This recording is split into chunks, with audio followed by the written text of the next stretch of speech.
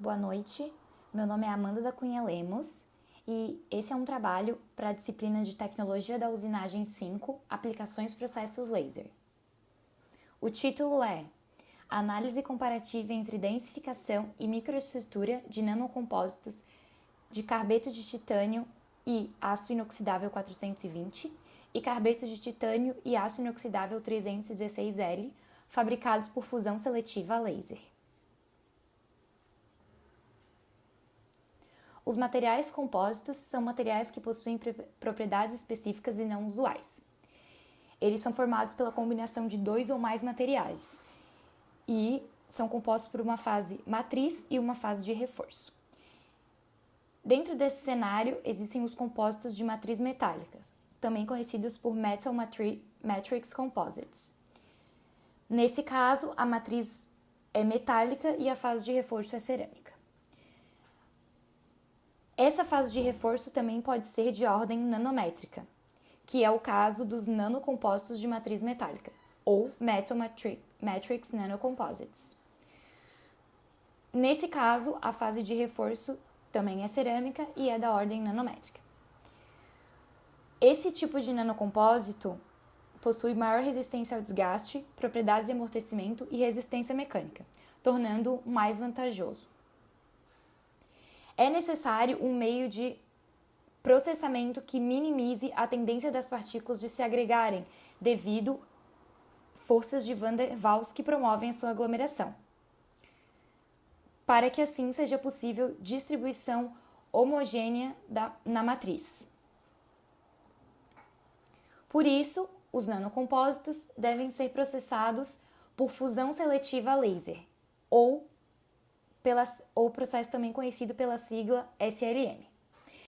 O processo de fusão seletiva a laser é um processo de manufatura aditiva utilizado para a fusão completa de pós metálicos. A sigla significa em inglês Selective Laser Melting. Aqui, a seguir, vou falar algumas etapas desse processo. Se inicia com um arquivo feito em Computer Aided Design, CAD. Os parâmetros de processamento são então convertidos para uma versão fatiada do desenho, pois a peça será feita em camadas. Ocorre a deposição da camada de pó na plataforma de processamento e fusão por meio da fonte laser. A plataforma desce até uma altura pré-definida, como espessura de camada, dando espaço para a deposição de uma nova camada de pó a ser fundida. O processo segue de forma cíclica, camada por camada, até completar a manufatura do componente. Essa figura ilustra o princípio de funcionamento do processo SLM e os componentes da máquina. Nessa figura, a escrita em preto representa os parâmetros de processo e a em branco os componentes da máquina. Algumas características do processo de fusão seletiva laser. Por ser uma técnica de fusão em leitos de pó, a produção de elementos com design e estrutura complexas é facilitada, assim como alto grau de flexibilidade e economia de material também é possível. Peças com maior densidade e qualidade superficial em comparação a métodos tradicionais. A fonte de calor utilizada é normalmente um laser de fibra com alta densidade de energia. O laser funde o pó em altas velocidades e realiza a varredura de camadas, facilitando sua união. Esse processo também tem baixo custo e tempo de produções menores. Por esse motivo, é uma técnica promissora para a fabricação de nanocompósitos de matriz metálica. Alguns parâmetros do processo SLM. Eles podem ser divididos em dois: os relacionados ao material, que são condutividade térmica, taxa de absorção do laser e características do pó, como forma, tamanho e distribuição de partículas. Ou parâmetros relacionados ao processo: potência do laser, velocidade de varredura, espaçamento entre linhas, espessura de camadas, estratégia de varredura, gás inerte e temperatura do substrato. Esses parâmetros devem ser levados em consideração para realizar a fabricação de estruturas densas, evitando defeitos como porosidade e tensão residual. O objetivo desse trabalho é avaliar a influência de parâmetros de processo, mais especificamente a densidade de energia laser na densificação e comportamento microestrutural de nanocompostos de matriz metálica através de uma análise comparativa entre nanocompósitos de TIC e aço inoxidável 420 e TIC e aço inoxidável 316L. Iniciando a parte de materiais e métodos, temos primeiro a preparação do pó. Nesse slide temos informações sobre a origem do pó que vai na matriz, então o pó de aço inoxidável 420 e o pó aço inoxidável 316L, assim como a sua distribuição de partícula, e também informações sobre a fase de reforço. Em ambos os nanocompósitos foi utilizado TIC, ou carbeto de titânio. Também é descrito nesse slide como ocorreu a mistura, moagem e secagem de pós e distribuição uniforme das partículas de TIC na superfície das matrizes de aço inoxidável 420 e 316L. Vale lembrar que, para o aço inoxidável 420, utilizou-se apenas 5% de TIC, e para o aço inoxidável 316L, utilizou-se 15% de TIC. Aqui, alguns parâmetros do processo SLM. Em ambos os casos, foi utilizado um laser de fibra. Para os nanocompósitos de aço inoxidável 420, utilizou-se um laser de térbio, potência máxima 400 watts, comprimento de onda 1,64 micrômetros e diâmetro de feixe 0,08 micrômetros. O laser para a fabricação do compósito de matriz 316L tem potência máxima de 100 watts e diâmetro de feixe 0,18 milímetros. Também são descritos nesse slide a estratégia de varredura, o padrão de amostras cúbica para a matriz 420 e cilíndrica para a matriz 316L, e ressaltados alguns parâmetros que foram mantidos fixos, como espaçamento entre linhas, espessura de camadas e potência para as amostras de TIC/316L. Os parâmetros variáveis foram potência para as amostras de TIC/420 e velocidade de varredura.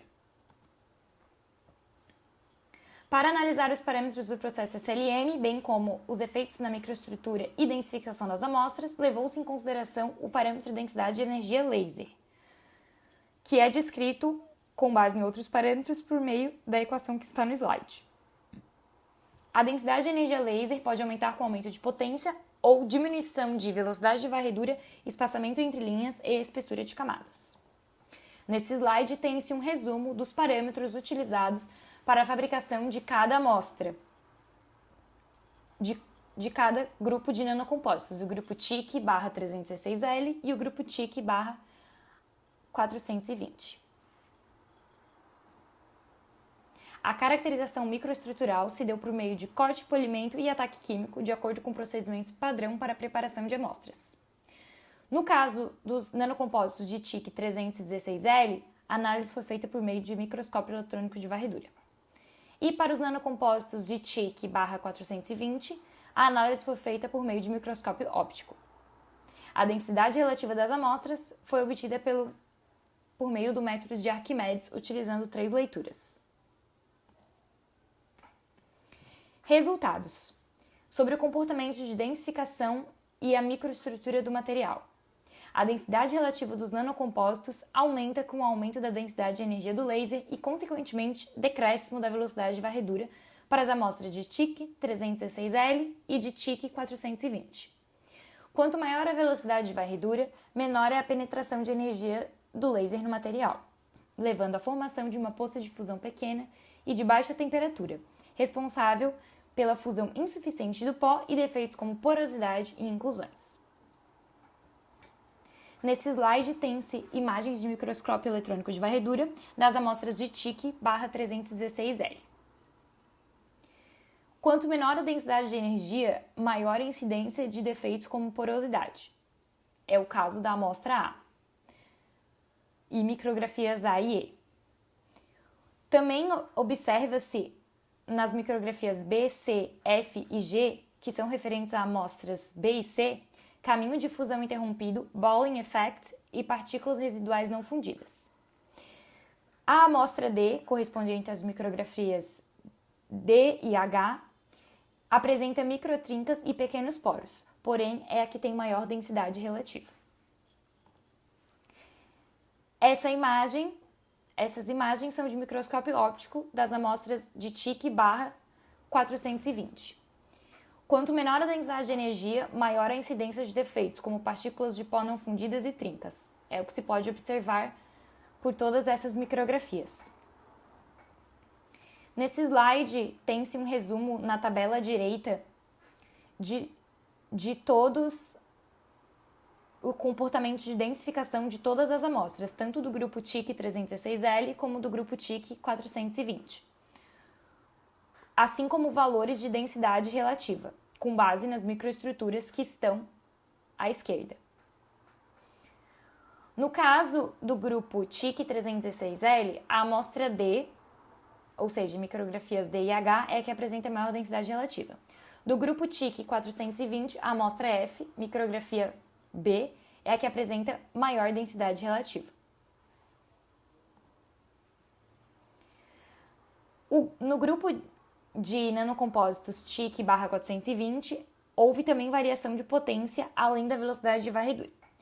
Para a maioria das amostras, o aumento de potência está diretamente relacionado ao aumento de densidade relativa. Essa foto representa a relação entre parâmetros de potência, velocidade de varredura e densidade de energia para as amostras E, F e G do grupo TIC/420. Para as amostras E e F, tem-se um resultado regular, uma vez que foram fabricadas utilizando a mesma potência, ou seja, aumento de densidade de energia laser leva a aumento de densidade relativa. No caso da amostra G, o comportamento é anômalo, pois a densidade relativa diminui mesmo com uma densidade de energia laser e potência maiores que a amostra F. Por fim, a amostra H apresenta densidade relativa maior que a amostra G, pois foi fabricada com potência maior e tem uma densidade de energia laser maior em comparação. Do conjunto de amostras TIC 316L, a amostra D apresentou a maior densidade relativa, 98,22%. E do conjunto TIC 420, a amostra F apresentou a maior densidade relativa, 98,12%. A partir da variação de potência no conjunto de amostras TIC/420, foi possível perceber que o aumento desse parâmetro, na maioria das vezes, leva a um aumento de densidade relativa. No entanto, quando combinado à velocidade de varredura, comprova-se que esta possui maior influência sobre a densidade relativa da amostra. A amostra F, por exemplo, tem potência 2 vezes menor e velocidade de varredura 1,3 menor que a amostra H. Mesmo assim, a amostra F é a que possui maior densidade relativa. A análise das micrografias mostrou resultados similares para os dois grupos de amostras. As confeccionadas a baixa densidade de energia laser apresentam defeitos como fusão incompleta do pó, porosidades, baixa união entre camadas e Balling effect. Há uma densidade de energia laser considerada ideal para cada material. As amostras possuem menos irregularidades, como pequenos poros e microtrincas, que impedem a solidificação completa do material, porém permitem o alcance de velocidades relativas mais elevadas.